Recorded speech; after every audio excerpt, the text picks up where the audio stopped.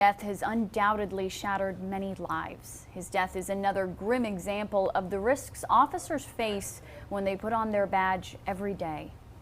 Cooper Dyson was just 25 years old. It was just 16 months ago when he joined the Pierce County Sheriff's Office, taking an oath to protect and serve. Though law enforcement all knows it's possible, when an officer dies in the line of duty, it doesn't make the grieving process any easier. We think of heroes as people who are larger than life.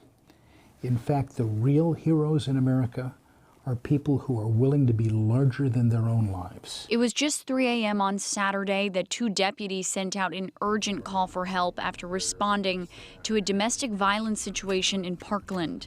Deputy Dyson was the first to respond, racing through the flooded streets after record rainfall before his car crashed, killing him. The deputies whom Dyson was rushing to help had to continue working for 6+ hours after learning about his death, giving a glimpse into the demanding, sometimes tragic job of law enforcement, especially when dealing with domestic violence cases. Dyson died on the 10-year anniversary of two Pierce County deputies shot while responding to a domestic violence call. One of them didn't survive. Like Dyson, he too left behind a family. Dyson and his wife were preparing for the birth of their daughter before he was killed.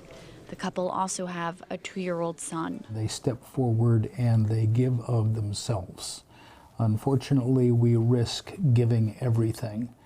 And it's not just our people who are placed at risk. I mean, think about it.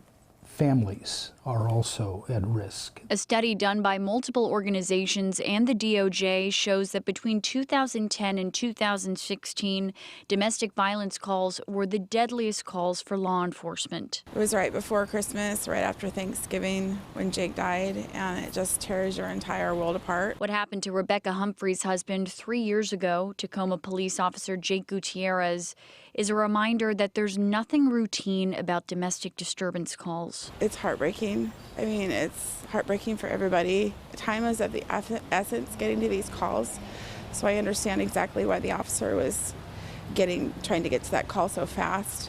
When an officer distress call goes out, everybody's racing to try and get there as fast as possible because it just takes a split second and that officer's life is gone.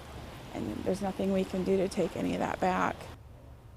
The Pierce County Sheriff's Department just announced that Deputy Dyson's memorial will be held on December 30th at the Tacoma Dome at 1 p.m. The service will be open to the public. Guys, back to you.